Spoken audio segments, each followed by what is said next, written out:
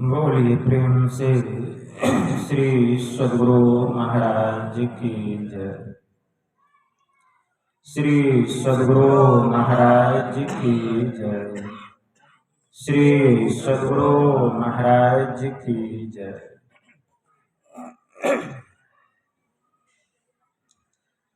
नमामि अमित ज्ञान रूपं कृपालम्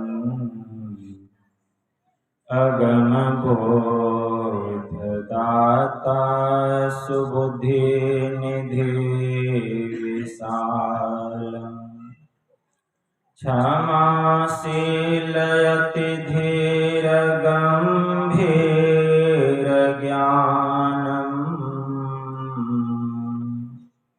धर्म कील दृढ़ थीर समधीर ध्यानम् जगत त्राणकारी अघारी उदारम्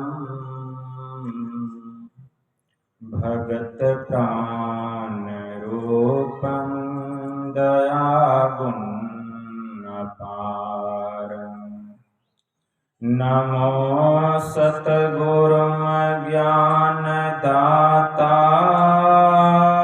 सुस्वामी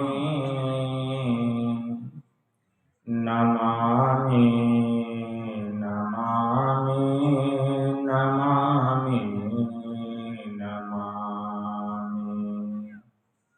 नमामि नमामि नमामि नमामि। महाराज सद्गुरु है राजन को राजा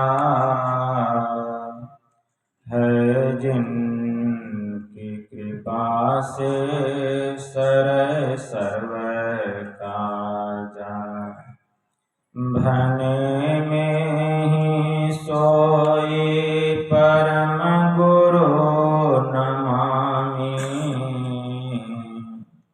नमामि नमामि नमामि नमामि नमामि नमामि नमामि नमामि। श्री सद्गुरु महाराज की जय।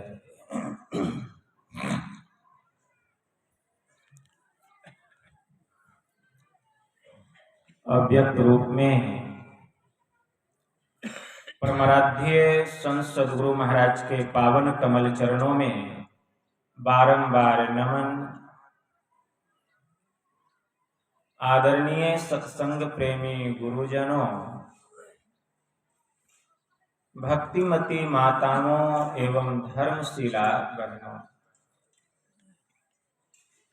आप लोगों को सर्वविदित हो चुका है कि यह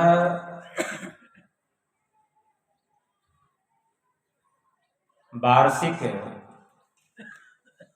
तिलियाबथान का मासिक प्रखंड का संत मत का सत्संग है, जिसमें हम लोग अपनी अपनी उपस्थिति यत्र तत्र से दर्ज कर रहे हैं। इस संत मत सत्संग के द्वारा ज्ञान योग युक्त एकमात्र ईश्वर भक्ति का संदेश दिया जाता है। प्रत्येक प्राणी मात्र को बोध कराया जाता है कि ज्ञान क्या है, योग क्या है, भक्ति क्या है, जीव क्या है, माया क्या है, ब्रह्म क्या है। इन सभी रहस्यमय बातों का ज्ञान सत्संग के माध्यम से यह जो जीव अबोध बना हुआ है, सत्संग श्रवण करते करते एक दिन वह सुबोध और परम ज्ञानी हो जाता है। अभी संत स्तुति और गुरु वंदना से पाठ का शुभारंभ हुआ। हम लोगों ने अति ही मनोयोग पूर्वक भक्ति युक्त ढंग से पाठ का श्रवण किया। तत्पश्चात श्री रामचरितमानस सार सटीक प्रथम सोपान बालकांड से भी हम लोगों ने पाठ का श्रवण किया। पाठ के क्रम में हम लोग संत और सत्संग की महिमा के संबंध में श्रवण कर रहे हैं। गोस्वामी तुलसीदास जी महाराज श्री रामचरितमानस में लिखते हैं, सुनी समुझहि जन मुदित मन, मज्जहि अति अनुराग, लहहि चारि फल अछत तनु, साधु समाजु प्रयाग। जो इस जंगम तीर्थराज में, इस सत्संग में आकर संत महापुरुषों के अमृतमय उपदेशों को आनंद चित्त मन से, मुदित मन से, प्रसन्न चित्त मन से सत्संग सुनते हैं, सुन करके समझते हैं और उसको अपने जीवन में उतारते हैं, इससे मानो वे शरीर रहते अर्थ, धर्म, काम और मोक्ष इन चारों फलों को प्राप्त कर लेते। चार फल अब बचा क्या? जो आनंद चित्त मन से, प्रसन्न चित्त मन से, मुदित मन से, ऐसा नहीं कि नित्य प्रति दर्शन साधु के और साधुन के संग, तुलसी काहे वियोग में नहीं लागा हरि रंग। गोस्वामी जी से किसी ने पूछा तो गोस्वामी जी ने क्या जवाब दिया? अरे मन तो रमे संसार में, तन साधुन के संग, तुलसी याही वियोग में नहीं लागा हरि रंग। शरीर तो सत्संग में बैठा हुआ है, लेकिन मन खेत में, खलिहान में, स्कूल में, कॉलेज में, सिनेमा में, सर्कस में, नाना प्रकार के सांसारिक विषय पदार्थों में यह मन घूम रहा है। केवल शरीर ही सत्संग में बैठा हुआ है, तो क्या हरि का रंग लगेगा? तो मन का तन से वियोग हो गया है, इसीलिए इस मन के ऊपर में हरि का रंग अभी तक चढ़ा नहीं।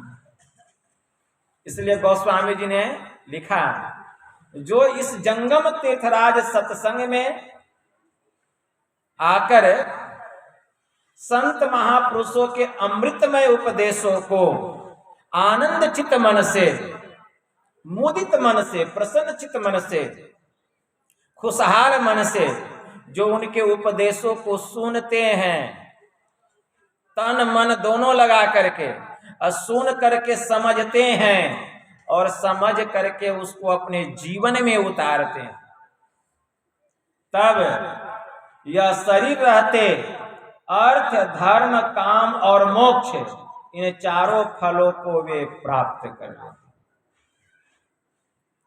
सबसे पहले उनको अर्थ की प्राप्ति होती है। अर्थ का मतलब क्या होता है? धन। सबसे पहले परमात्मा उनको धन देते। धन क्यों देते हैं? धन होगा तो उनसे धर्म का काम होगा। बिना धन का धर्म कैसे होगा?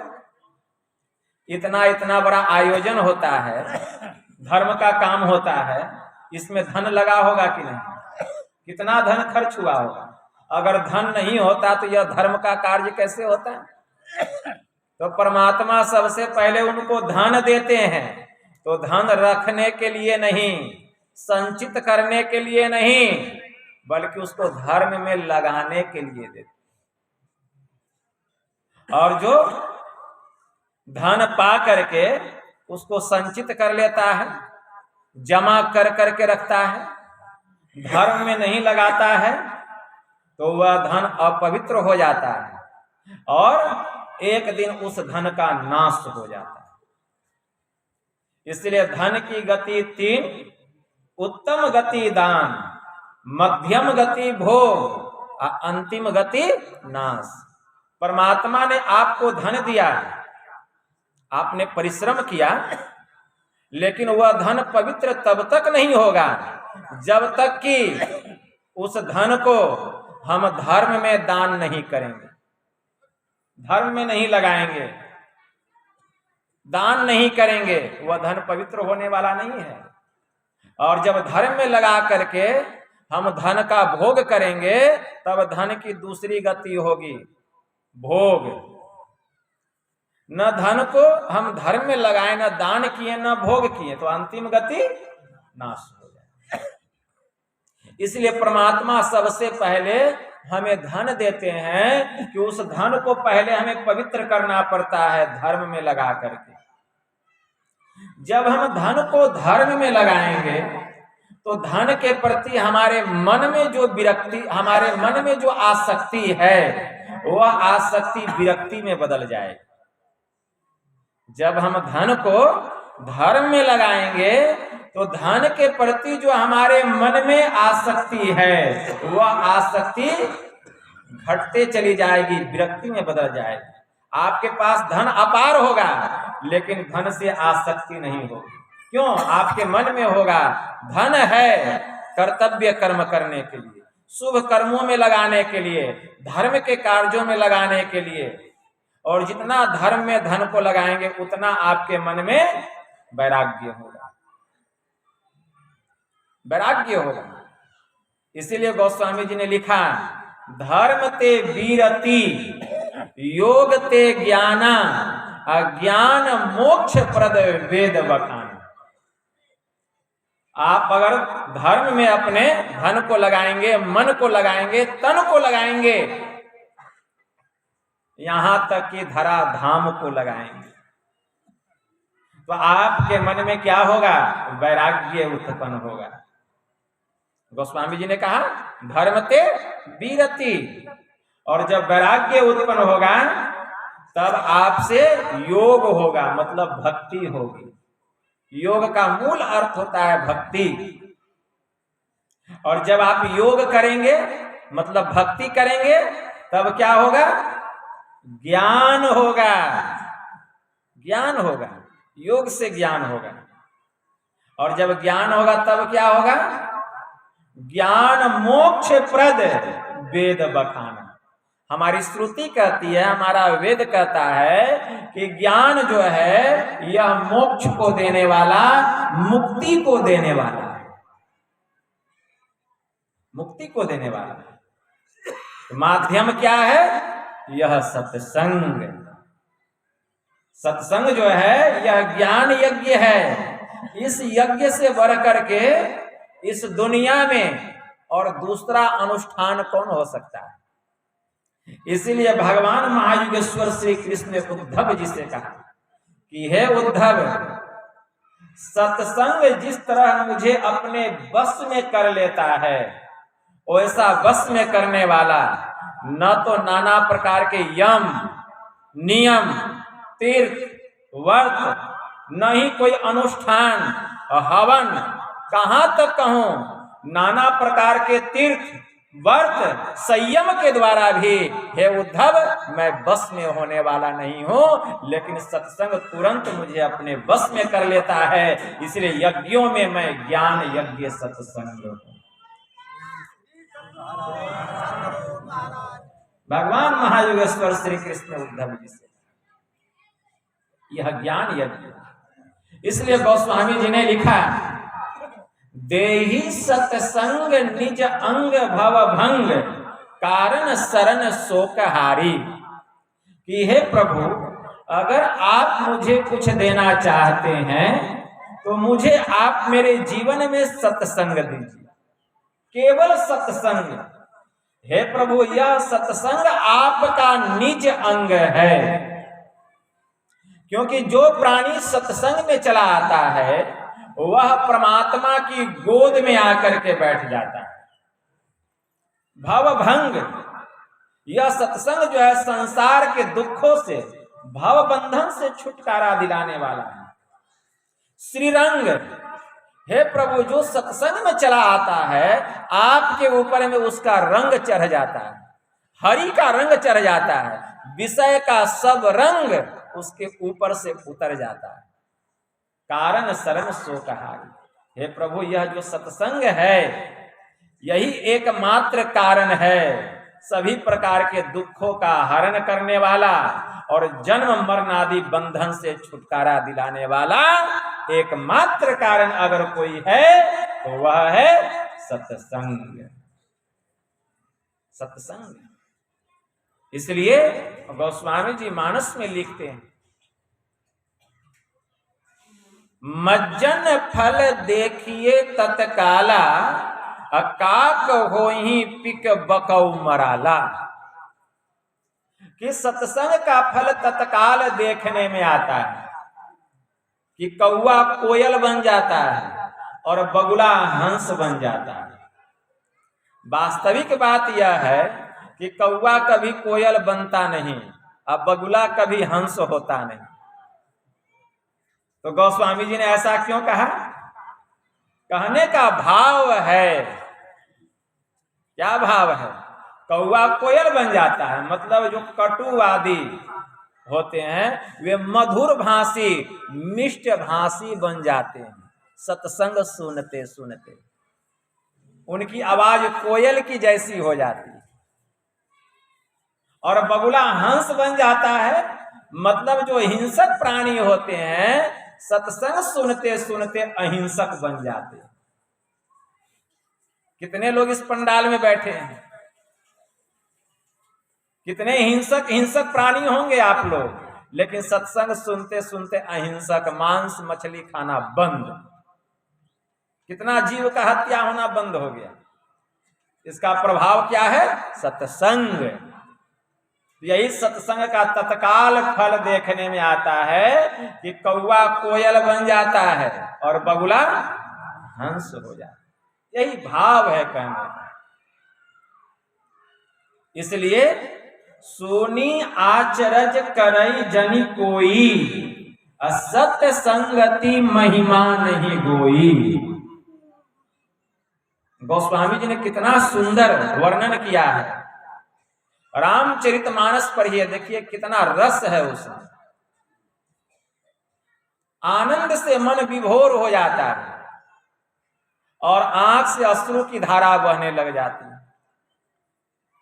हमारे परमाराध्य महर्षि में ही परमहंस जी महाराज के पिताश्री एक बहुत बड़े संदूक में लाल कपड़े में लपेट करके रामचरितमानस को रखते थे और निकाल करके पढ़ते थे। गुरु महाराज कह रहे हैं कि जब मेरे पिताजी रामचरितमानस पढ़ते थे तो मैंने अपनी आंखों से देखा, पढ़ते पढ़ते उनकी आंखों से अश्रु की धारा बहने लगती। तो मेरे मन में होता था कि इस किताब में ऐसा क्या है जिसको पढ़ते पढ़ते मेरे पिताजी के आंख से अश्रु की धारा बहने लगती। देखिए गुरु महाराज रामचरितमानस की रचना करें, सार सटीक, केवल सार बात। गुरु महाराज के मन में इतना प्रबल वैराग्य था, संसार और संसार के पदार्थ उनको सूखे हुए सर्प के समान दिखाई देता। वह समय आया जब वैराग्य जो है वह प्रबल हो गया, पूरा वैराग्य जग गया गुरु महाराज का। और जब वैराग्य जग गया 3 जुलाई 1904 ईस्वी को इनकी फारसी की परीक्षा थी। गुरु महाराज फारसी बहुत अच्छा लिखते थे और बोलते भी थे। 4 जुलाई 1904 ईस्वी को गुरु महाराज की अंग्रेजी की परीक्षा थी और ये इंग्लिश के विद्यार्थी गुरु महाराज। जब गुरु महाराज अंग्रेजी की परीक्षा देने के लिए गए तो परीक्षा भवन में प्रश्न पत्र आया अंग्रेजी का, प्रबल वैराग्य था। बिल्डर्स नामक पद से आया था उसका व्याख्या करना था। He quote from memory the poem Builders and explained it in your own English. अर्थात अपने स्मरण शक्ति से बिल्डर्स नामक पद की व्याख्या अंग्रेजी में करें।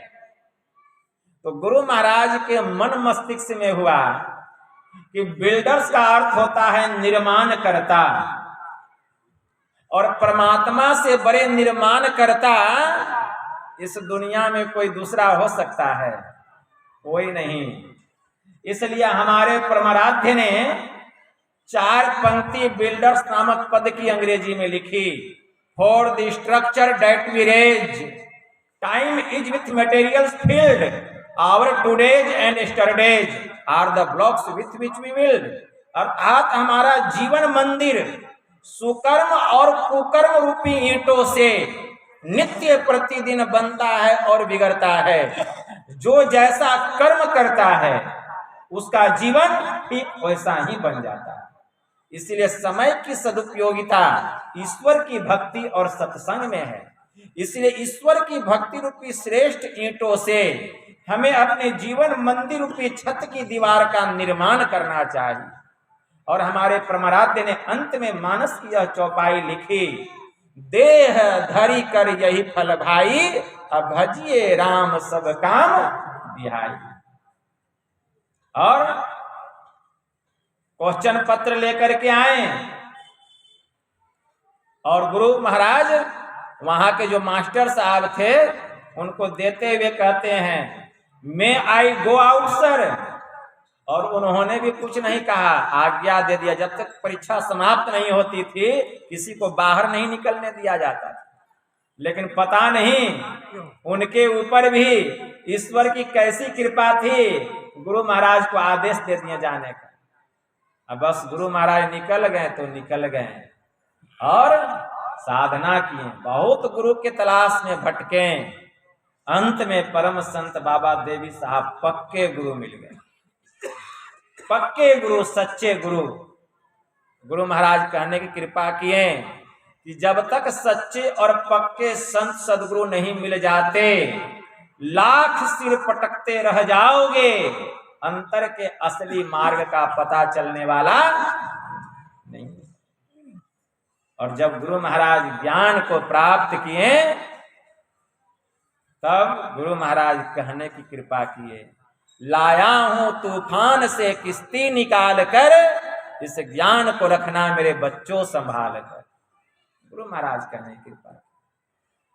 भगवान महायोगेश्वर श्री कृष्ण ने कहा, हे अर्जुन, सबसे पहले मैंने यह ज्ञान सूर्य को दिया था। सूर्य ने यह ज्ञान इक्ष्वाकु को दिया। इक्ष्वाकु के द्वारा यह ज्ञान मनु के पास गया और फिर यह ज्ञान राज ऋषियों में गया और आज यही ज्ञान मैं तुमको दे रहा हूं। कौन सा ज्ञान है? ब्रह्म ज्ञान। यह वेद का ज्ञान है, उपनिषद का ज्ञान है, संतों और भगवंतों का ज्ञान है। यह है संत मत, कोई नया मत, कोई नया रिलीजन, कोई नया संप्रदाय नहीं है। पढ़िए रामचरितमानस गोस्वामी जी ने क्या लिखा, यहाँ न पक्षपात कछु राखो, अब वेद पुराण संत मत भाखो। ठीक है ना? देखिए संतों का ज्ञान कब से है? जब से यह धरती है तब से यह ज्ञान। यह कोई नया ज्ञान है? नहीं है। संत मत मतलब संतों का विचार। तो सुनी आचरज करई जनि कोई, असत्य संगति महिमा नहीं होई। यह सुनकर कोई आश्चर्य नहीं करें, क्योंकि सत्संग की महिमा छिपी हुई नहीं। क्या छिपी हुई नहीं है? वाल्मीकि नारद घट जोनी, निज निज मुखनि कहै निज होनी। वाल्मीकि, नारद और अगस्त ऋषि ने अपने अपने होने की कथा अपने अपने मुंह से कही। वाल्मीकि कौन थे? वाल्मीकि दासी के पुत्र थे। वाल्मीकि डाकू थे, खूंखार डाकू रत्नाकर। नारद दासी के पुत्र थे और अगस्त ऋषि की उत्पत्ति नीच स्थान से हुई थी, लेकिन सत्संग के प्रभाव से तीनों ब्रह्म ज्ञानी महर्षि कहलाए। यह सत्संग की महिमा है। इसलिए स्वामी रामावतार दत्त जी महाराज की वाणी में आया कि संत वचन वह सुधा जिसके देव सदा भिखारी। संत वचन वह धन है जिसका नर ही है एकमात्र प्रधान अधिकारी। मर्त्य अमर बन जाता जिससे वह संजीवन रज है। संत वचन सब भव रोगों का रामबाण भेषज है। वेद शास्त्र अनुभूति तपस्या का जिसमें संचय है। संतों का बर वरद वचन वह मंगलमय निर्भय। क्यों बैठा कर्तव्य मूर नर बन चिंता का वाहन। अरे संत वचन के सुधा सिंधु में कर संतत अवगाहन। दूर असत से कर सतपथ की ओर लगाने वाला और मृत्यु से हटा अमरता को पहुंचाने वाला। तम से परे ज्योति के जग में होता जो जगमग है। सचिचन में उस परम धाम को संत वचन सूची मग है। अरे कौन बताए संतों की वाणी में कितना बल है। दासी सूत देवर्षि बन गया जीवन हुआ सफल है। उसी संत के प्रवचन ने यह प्रभाव दिखलाया।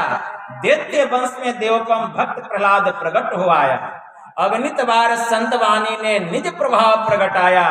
मान उसे ही बालक ध्रुव ने हरि का ध्रुव पद पाया। अरे एक लुटेरा था जिसने मन से मान संतों की बानी। अब वाल्मीकि बन गया आदि कवि भुवन विदित विज्ञानी।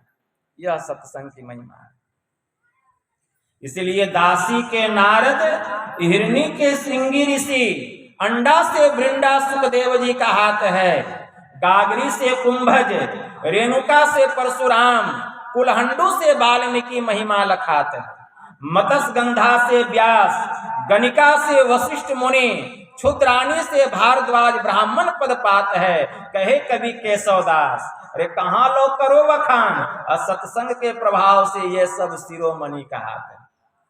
ये सत्संग की महिमा है। इसलिए सुनी आचरज करे जनि कोई। असत्य संगति महिमा नहीं गोई।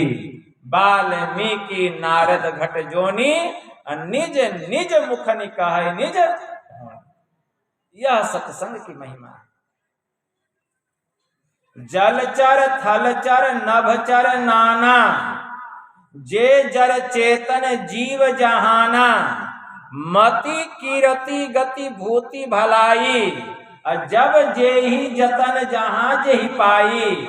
असो जानव सत्संग प्रभाऊ, लोकहु वेद न आन उपाऊ। इस संसार में जल में विचरण करने वाले, इस धरती पर चलने वाले, नभचर आकाश में विचरण करने वाले जितने प्राणी हैं, जड़ और चेतन जितने भी हैं,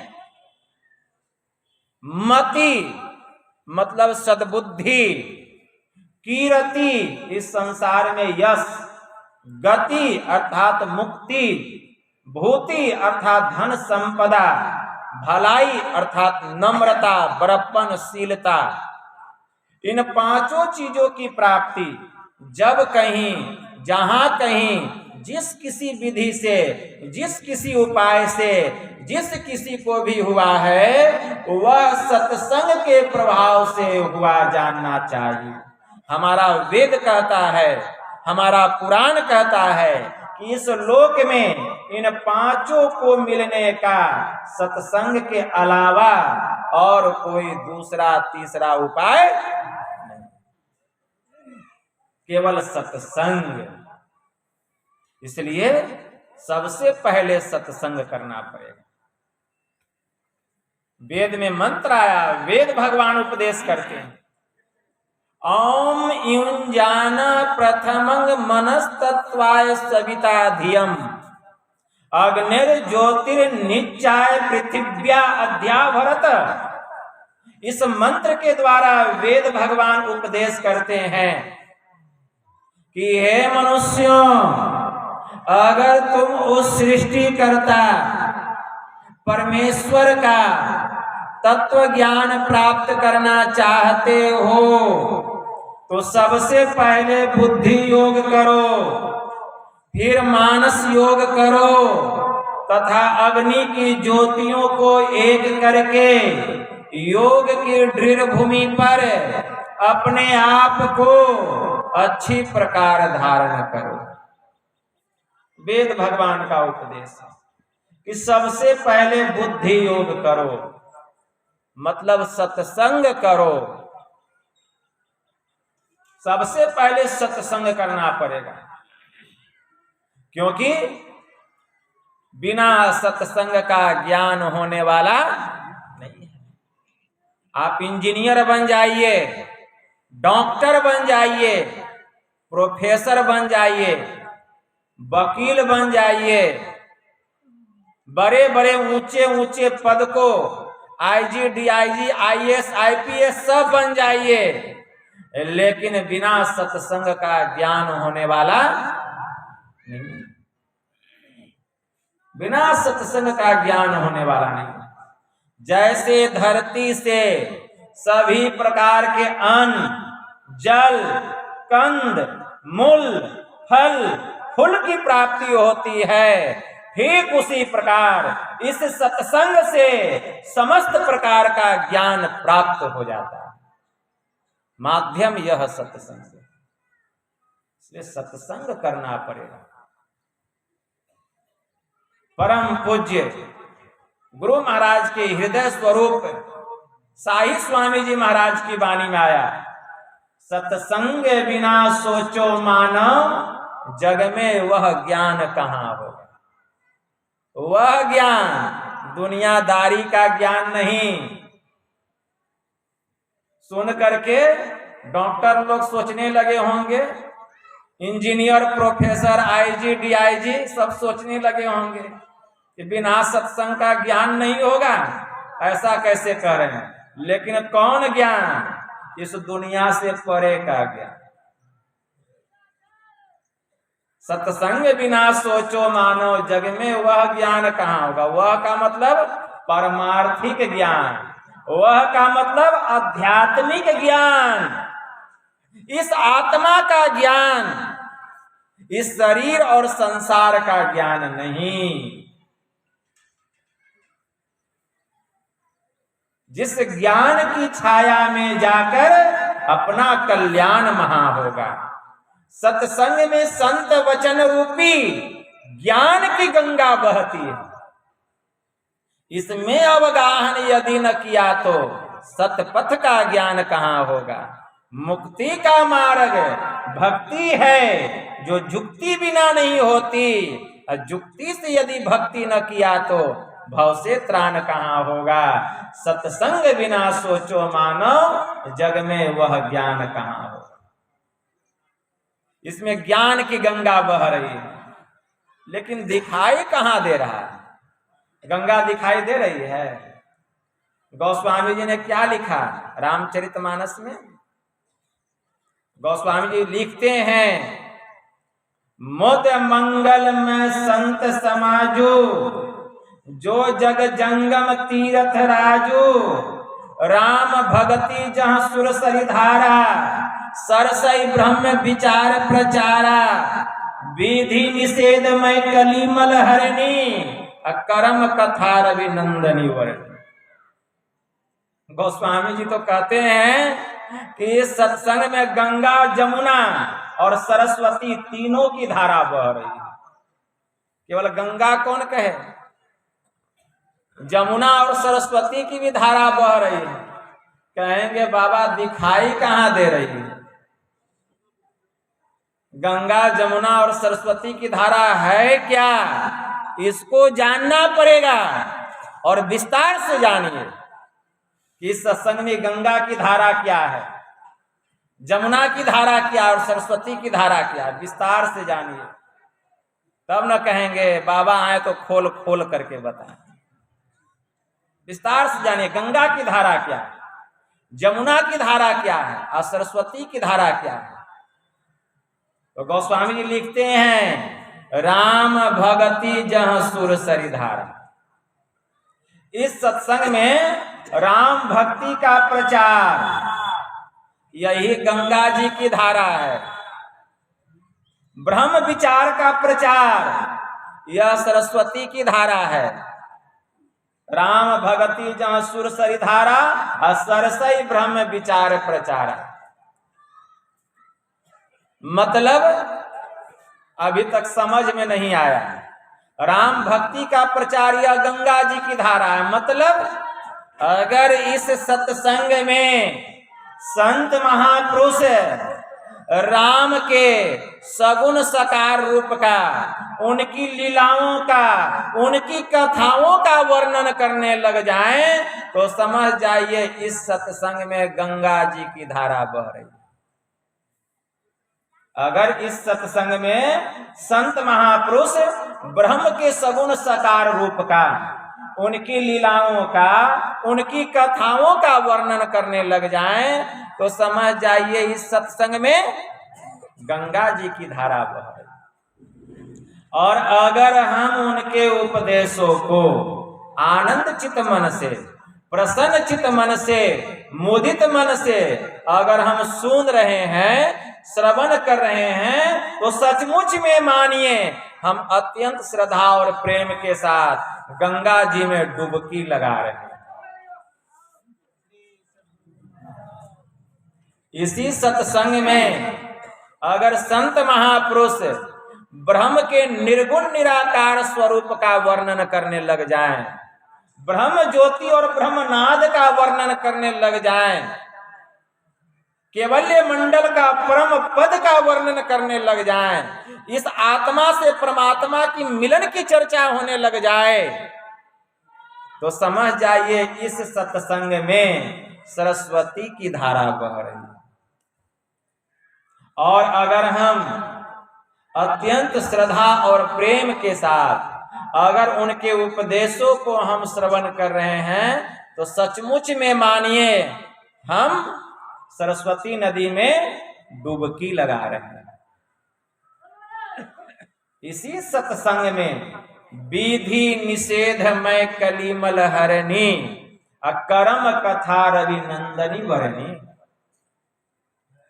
कर्तव्य कर्म और अकर्तव्य कर्म का ज्ञान, यही कलिमल नाशक जमुना की धारा है। अगर इस सत्संग में संत महापुरुष यह वर्णन करने लग जाए कि विधि कर्म क्या है, निषेध कर्म क्या है, कर्तव्य कर्म क्या है, अकर्तव्य कर्म क्या है, धर्म क्या है, अधर्म क्या है, पाप क्या है, पुण्य क्या है, अगर इसका वर्णन करने लग जाए, तो समझ जाइए इस सत्संग में जमुना की धारा बह रही है।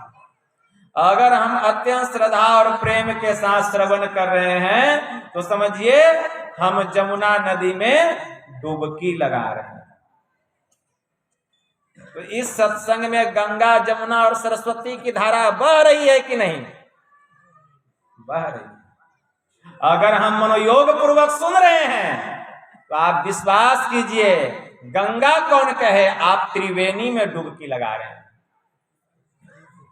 त्रिवेणी में डुबकी लगा रहे हैं। मुद मंगलमय संत समाजो, जो जग जंगम तीर्थ राजो, हरिहर कथा विराजती बेनी, सुनत सकल मुद मंगल देनी। गोस्वामी जी ने कहा, सत्य संगति मुद मंगल मूला, असोई फल सिद्धि सब साधन फूला। सत्संगति क्या है? सभी प्रकार के आनंद और कल्याण रूपी वृक्ष का जड़ अगर कोई है, वह है सत्संग।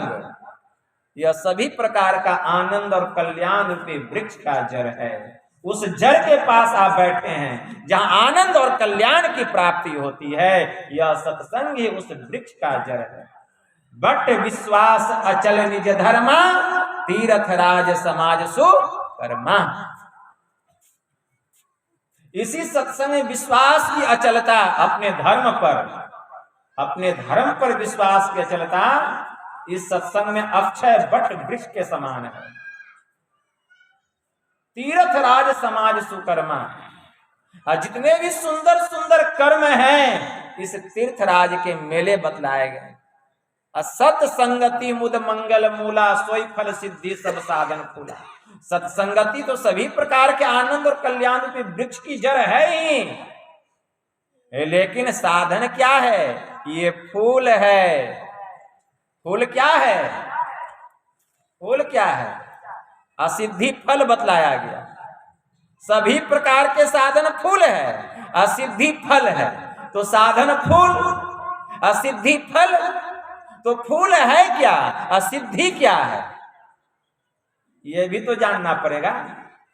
गोस्वामी जी ने लिखा, सत्संगति मुद मंगल मूला, असोई फल सिद्धि सब साधन फूला।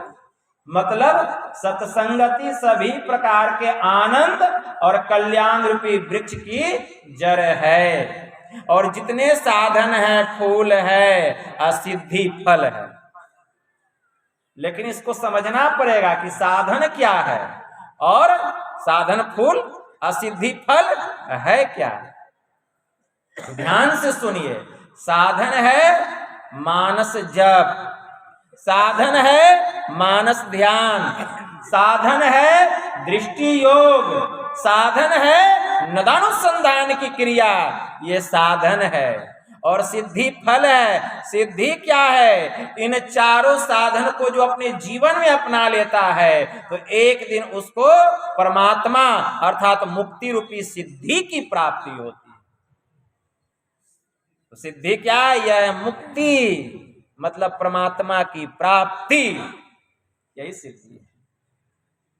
इसलिए मनुस्मृति में मंत्र आया, सर्वे सामपि चैते समात्म ज्ञानम परम अस्मृतम, तथ्य गर्यम सर्व विद्यानाम प्राप्यते है मृतम ततः। कि सभी विद्याओं में आत्मविद्या, सभी ज्ञानों में आत्मज्ञान श्रेष्ठ ज्ञान।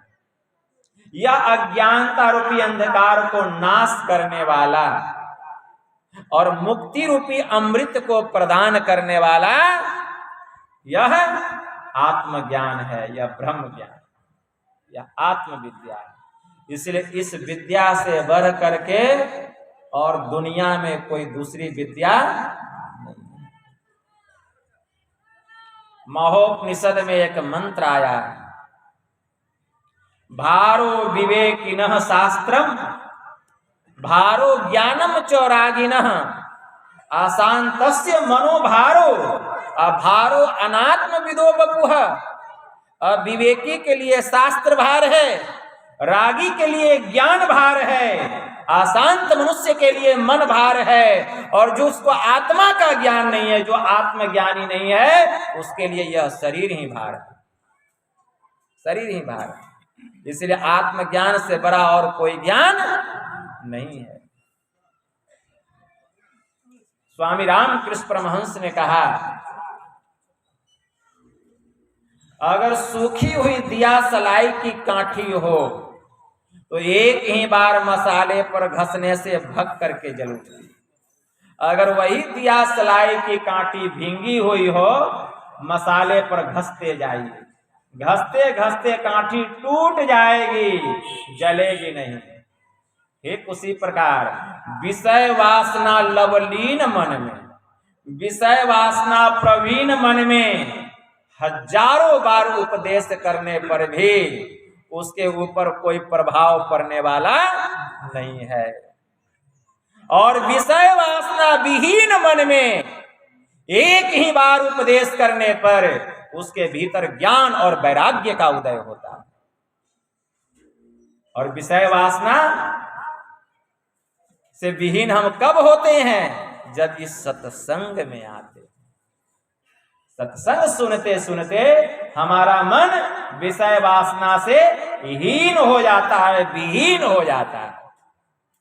मन के ऊपर जो विषय की काई जमी हुई है वह काई छूटने लगता है। इस सत्संग से आग निकल रहा है, ज्ञान की अग्नि निकल रही है, जला के भस्म कर देता है, भस्म कर देता है। यह है सत्संग। स्वामी ब्रह्मानंद जी महाराज की वाणी में आया, सत्संगत जग सार साधो, सत्संगत जग सार रे, काशी नहाए मथुरा नहाए, नहाए हरि द्वार रे, अचार धाम तीर्थ करियाए, मन का नहीं सुधार रे। वन में जाए कियो तप भारी, काया कष्ट अपार रे, लेकिन इंद्री ने जीत करी न बस अपने, हृदय नाही विचार रे। मंदिर जाए करे नित पूजा, राखे बड़े आचार रे, असाधु जन की कदर न जाने, मिले न सृजनहार रे। बिनु सत्संगत ज्ञान न उपजे, कर ले जतन हजार रे। ब्रह्मानंद अरे खोजो गुरु पूरा, तब उतरो भवजल पार रे। इसलिए बिना सत्संग का ज्ञान होने वाला नहीं है, बिना गुरु का ज्ञान होने वाला नहीं। गुरु नाम है ज्ञान का, शिष्य सीख ले सोए, ज्ञान मर्जाद जाने बिना, गुरु और शिष्य न कोय। गुरु शरीर को नहीं कहा गया, गुरु ज्ञान को कहा गया। इसलिए सत्संग की बहुत महिमा है। संसार का लोग क्या महिमा गाएगा? ब्रह्मा विष्णु और महेश संत और सत्संग की महिमा गाते हैं, अघाते नहीं हैं। अभी मानस में सुन रहे थे, विधि हरिहर कवि कोविद बानी, कहत साधु महिमा सकुचानी। विधि का मतलब ब्रह्मा, हरि भगवान विष्णु, हर देवों के देव महादेव, और इनके अलावा इन तीनों की पटरानियां सरस्वती, लक्ष्मी और पार्वती, ठीक है ना। इसके अलावा जितने देवी देवता हैं सब सत्संग की महिमा गाने में क्या करते हैं? सकुचाते हैं। विधि निषेधमय कलिमल हरणी, और यहां कहते हैं विधि मतलब ब्रह्मा, हरि विधि हरिहर कवि कोविद वाणी, कहत साधु महिमा सकुचानी। ये सब सकुचाते हैं, लजाते हैं। सो मोसन कही जात न कैसे, असाक बनिक मणि गण गुण जैसे।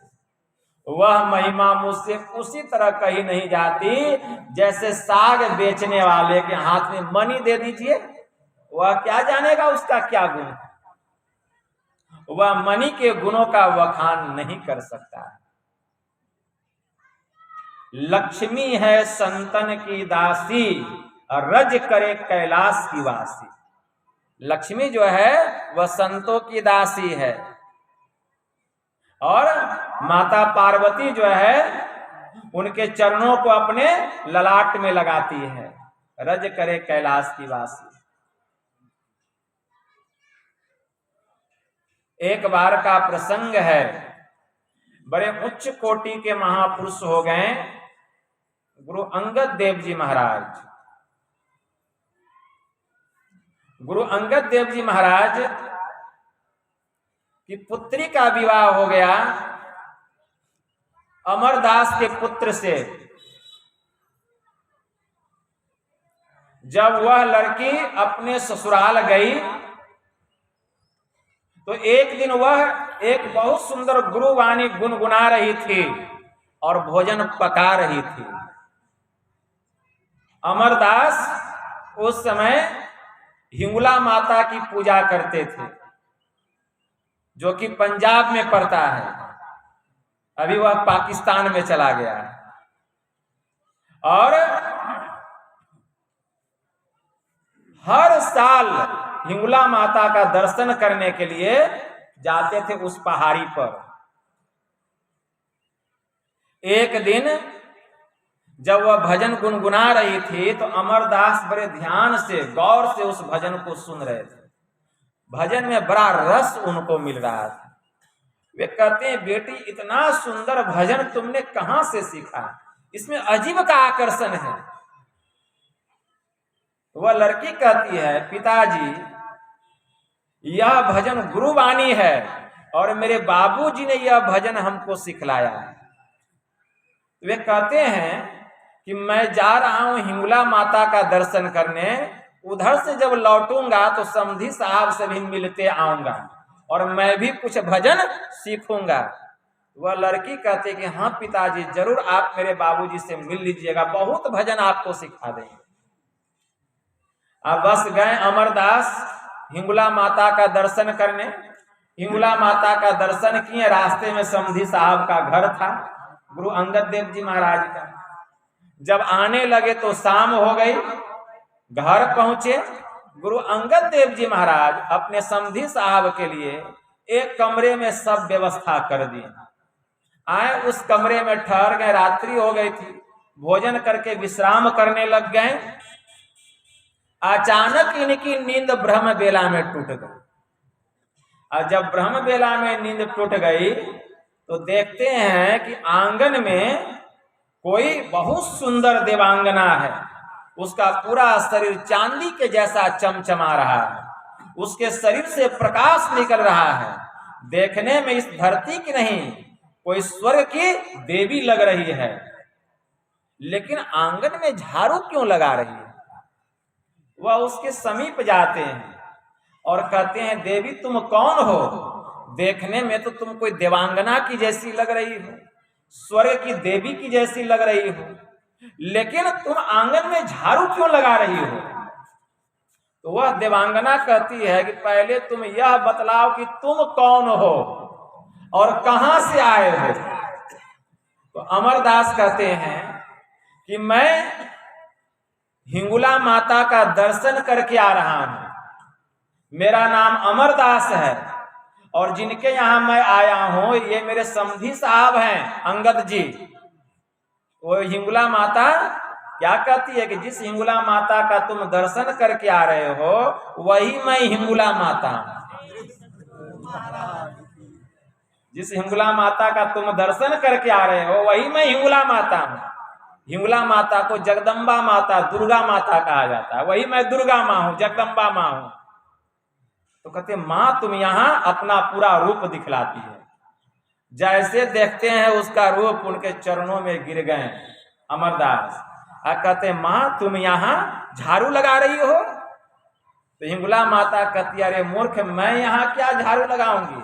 स्वर्ग में देवी देवताओं का नंबर लगा हुआ है, नंबर लगा हुआ है। जिसको तुम कह रहे हो मेरे समधी हैं अंगद जी, और ये समधी नहीं, बड़े उच्च कोटि के संत सदगुरु हैं, बड़े उच्च कोटि के संत सदगुरु हैं। अगर इनके चरणों की धूली मिल जाए, तेरा उद्धार हो जाए, कल्याण हो जाए, तुझे मुक्ति मिल जाए। स्वर्ग में हम लोगों का नंबर लगा हुआ है इनकी सेवा के लिए, इनके आंगन में झाड़ू लगाने के लिए। वो तो संजोग ऐसा था कि आज मेरी बारी थी जो तुझे मेरा दर्शन हो गया, नहीं तो पहाड़ पर बरसों जाते जाते जीवन समाप्त हो जाता तेरा, लेकिन मेरा दर्शन नहीं होता। इतना कह करके माता जो थी वह अंतर ध्यान हो गई, उनका तो छक्का छूट गया। अब क्या करें? फिर जब आगे जाते हैं तो देखते हैं एक कुआं पर कोई दिव्य पुरुष है, पूरा शरीर उसका भी चमचमा रहा है, प्रकाश निकल रहा है, लेकिन कर क्या रहा है? कुआं से पानी निकाल रहा है। तो वहां जाते हैं अमरदास, कहते देव आप कौन हैं और कुएं से पानी क्यों निकाल रहे हैं? तो कहते हैं अरे मूर्ख, मैं देवराज इंद्र हूं और जो तुम्हारे समधी साहब जिनको तू कह रहा है वे संत सदगुरु हैं, उनको उठने का समय हो गया है, वे ध्यान पर बैठे हुए हैं, अब ध्यान पर से उठेंगे शौच जाएंगे, इसलिए पहले से मैं पानी निकाल करके तैयार कर रहा हूं, साफ सुथरा करके पानी डाल रहा हूं, को शौच करने के लिए जाएंगे, अभी वे ध्यान पर बैठे हैं। इतना कह करके इंद्र देवता भी अंतर ध्यान हो गए। संत पलटू साहब को कहना पड़ा, कोटि है विष्णु, कोटि शिव जहां खड़े हैं, कोटि ब्रह्मा जहां कथे बानी, कोटि सहस्त्र देव है कोटि देवी जह चेरिया, कोटि फन सहस मरम न जानी। कोटि आकाश पतालहु कोटि, कोटि ब्रह्मांड सो कोटि ज्ञानी। दास पलटू कहे बड़े दरबार में, अरे इंद्र है कोटि जहां भरे पानी। कोटि है विष्णु, करोड़ों विष्णु, कोटि शिव जहां खड़े हैं, करोड़ों शंकर इनके सेवा में खड़े रहते हैं, संत की सेवा में। कोटि ब्रह्मा जहां कथे बानी, और करोड़ों ब्रह्मा जिनका गुणगान करने में अघाते नहीं है। कोटि देवी जहां खड़ी है चेरिया, करोड़ों देवी दासी बनकर के इनकी सेवा में खड़ी रहती है। कोटि फन सहस मरम न जानी, करोड़ों शेष नाग फन फैलाकर खड़े रहते हैं, लेकिन इनके भेद को नहीं जान सके। कोटि ब्रह्मांड सो कोटि ज्ञानी। पलटू बड़े दरबार में, संतों का दरबार, इससे बड़ा कोई दूसरा दरबार ही नहीं है। इंद्र है कोटि जहां भरे पानी, करोड़ों इंद्र पानी भरते हैं इनके शौच में जाने के लिए। इसीलिए सबसे बड़े हैं संत, दूसरा नाम है तीजे 10 अवतार तिन्हें प्रणाम है। ब्रह्मा विष्णु महेश सकल संसार है, अरे हारे पलटू, अरे सबके ऊपर संत मुकुट सरदार है। सबसे बड़े संत होते हैं। जब इंद्र देवता भी गायब हो गए, अब अमरदास को ऊपर नीचे दिखाई देने लगा। जल्दी से जाते हैं अपने समधी साहब के कमरे में, देखते हैं अंगद जी देव जी ध्यान पर बैठे, ब्रह्म बेला का समय। बस गुरु का चरण पकड़ लिए, ध्यान टूटा गुरु अंगद देव जी महाराज का। कहते समधी साहब, अरे यह आप क्या कर रहे हैं, मेरा चरण छोड़िए। कहा कि नहीं, अब आज से मैं आपका समधी नहीं, अब आज से आप मेरे गुरु और मैं आपका शिष्य। देखिए, इसलिए विधि हरिहर कवि कोविद बानी, कहत साधु महिमा सकुचानी। असो मोसन कही जात न कैसे, असाक बनिक मणि गणगुण। वह महिमा मुझसे उसी तरह कही नहीं जाती, गोस्वामी जी लिखते हैं, जैसे साग बेचने वाला, सब्जी बेचने वाला, तरकारी बेचने वाला मणि के गुणों को नहीं कह सकता। इसलिए संतों की महिमा अपार है, कहने से बाहर है। एक संत हो गए, संत दरिया साहब बिहारी, उनकी वाणी में आया साधु सोई। कहते हैं कि साधु सोई, साधु किसको कहा गया? जिसके अंदर में सभी गुण भरे पड़े हुए हैं, सब गुण से वह पूर्ण है। साधु सोई जो निर्मल गुण सारा, बारे दृष्टि करे उजियारा। जो मराल मन कबहु न मैला, मन अब ज्ञान तोले में तौला। करी कमान खींचे दिन राती, ते ही नहीं करे काल उत्पाती। ताके पास कामिनी नहीं पाई, मस्त हाल देखी दूरी पर आई। भांग अफीम पान नहीं खाई, चूहे अमृत पीवे अघाई। मतलब साधु किसको कहा गया? जिसके भीतर में समस्त निर्मल गुण, पवित्र गुण, पाक साफ गुण भरे पड़े हुए, बारे दृष्टि करे उजियारा। जिसने अंतर की आंख को खोल लिया है, जिसके भीतर की दृष्टि खुल गई है, जो अंधकार मंडल को पार करके प्रकाश मंडल में चला गया। जो मराल मन कबहु न मैला, जिसके मन में कभी मलिनताएं नहीं आती है। मन अब ज्ञान तोले में तौला, जिसका मन ज्ञान मंडल में, प्रकाश मंडल में, ब्रह्मांड में विचरण करता है। करी कमान खींचे दिन राती, इसके लिए वह करी साधना करता है। दिन रात 8 पहर सन्मुख लड़े, सोई बांधे बाना हो। जित चला भव सागर को, सोई सुरा मर्दाना हो। संत कबीर साहब कहते हैं, गगन मंडल के बीच में तहमा झलके नूर, निगुरा महल न पावई, अब पहुंचेगा कोई सूर।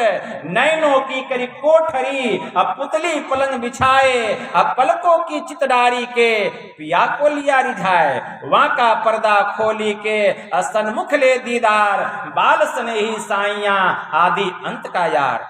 कबीर कमल प्रकाश या उगा निर्मल सूर, अरे रैन अंधेरी मिटी गई बाजत अनहद तूर।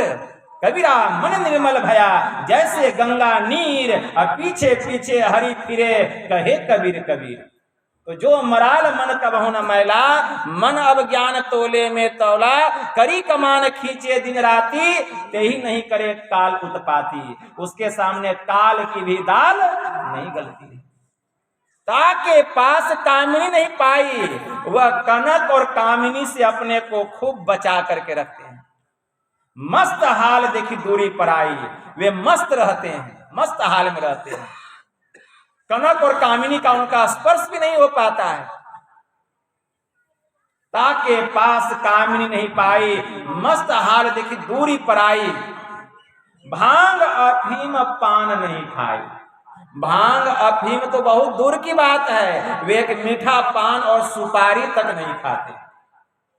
चूहे अमृत पीवे अघाए, तब उनके गगन मंडल से अमृत की वर्षा होती है, और उसी अमृत का वे दिन रात पान करते हैं और अमरता को प्राप्त किए हुए होते। ऐसे वे संत होते हैं।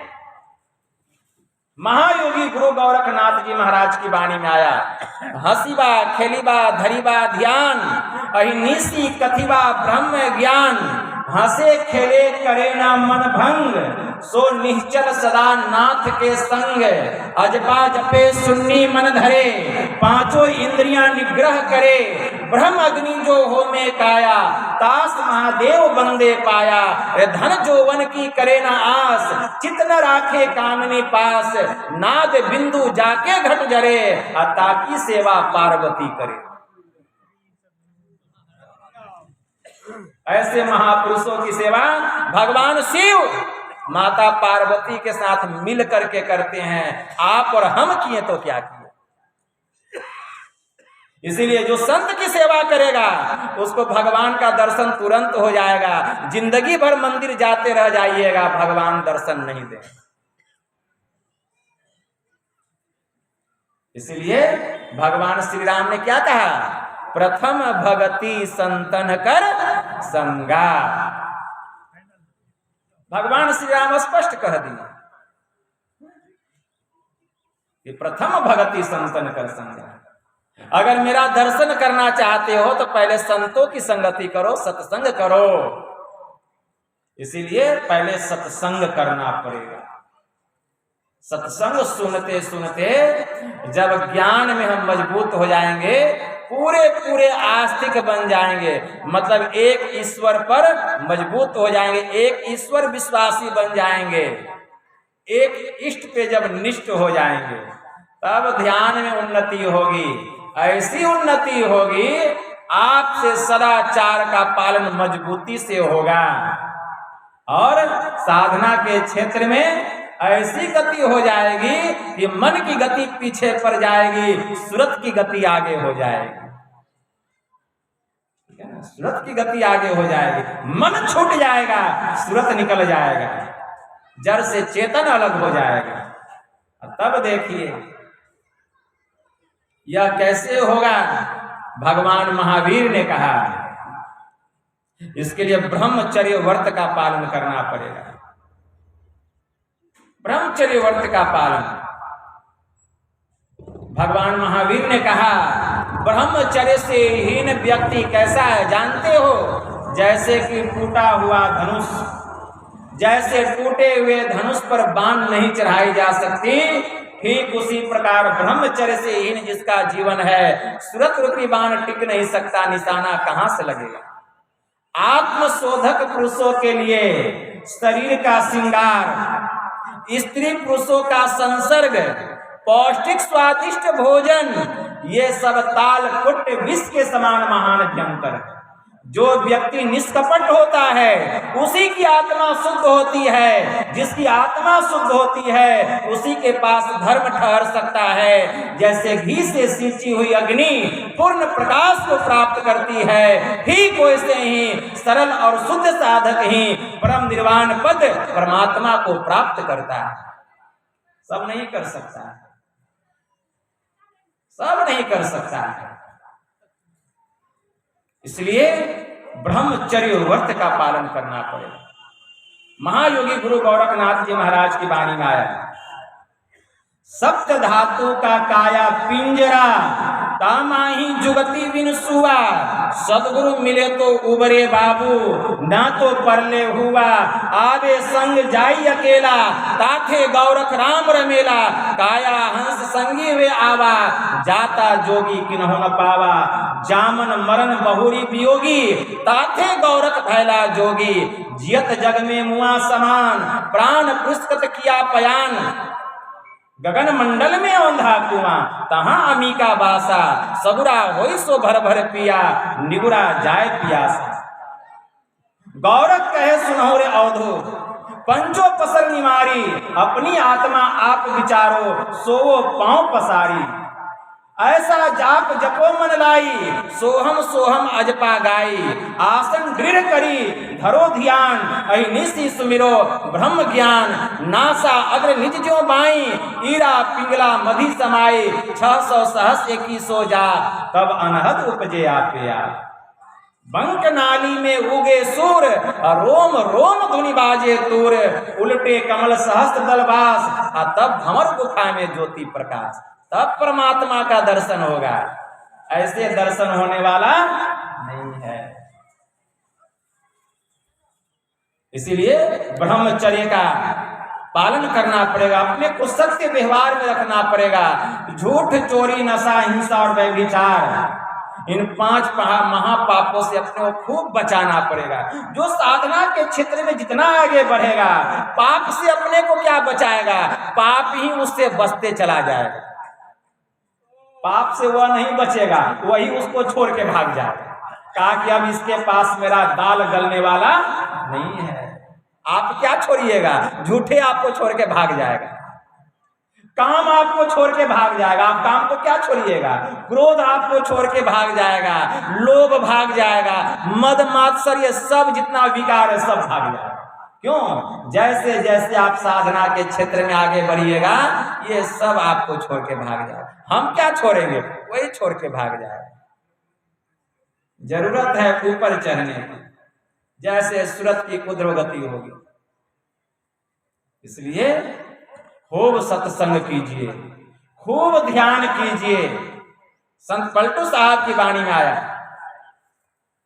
भाग रे भाग फकीर के बाल के। कनक और कामिनी बाघ लागा, मारी ताही ले हिंगे। बड़ा पछताएगा, बड़ा बेवकूफ जो तू नहीं भागा।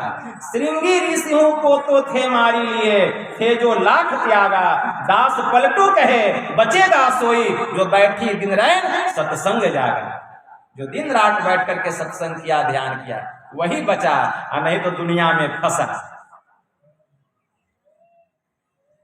इस तरह से ध्यान करना पड़ेगा, सत्संग करना पड़ेगा। खूब सत्संग सुनेंगे, मन में वैराग्य होगा, तब ध्यान में मन लगेगा। ध्यान में मन लगेगा तब अंतर में देखिए कितनी तेज गति होगी, उग्रगति हो जाएगी। संत राधा स्वामी जी महाराज की वाणी में आया, सूरत क्यों भूल रही, चेत चलो स्वामी पास। अरे मनवा तू सदा के संगी, त्यागो जगत की आस। हे इंद्रिन तुम भोग दीवानी, क्यों फंसो काल की फांस। जैसे बनो तैसे करो कमाई, धर चरणन विश्वास। जल्दी से अब मुख को मोरो, अंतर अजब विलास। तब सुख साथ रहे घर अपने, फिर होए न इस तन में बास। राधा स्वामी दीन दयाला, पई अगम निवास। असुरत क्यों भूल रही, चेत चलो स्वामी। चूंकि समय 1 घंटा 10 मिनट का था, उस समय अब पूरा हो गया, तो यही थोड़ा सा आप लोगों की सेवा में मैंने कहा इतना ही कहकर मैं गुरु महाराज के श्री चरणों में प्रेम पुष्प समर्पित करते हुए अपनी वाणी को यहीं विराम देता हूँ। बोलिए प्रेम से श्री सद्गुरु महाराज की जय।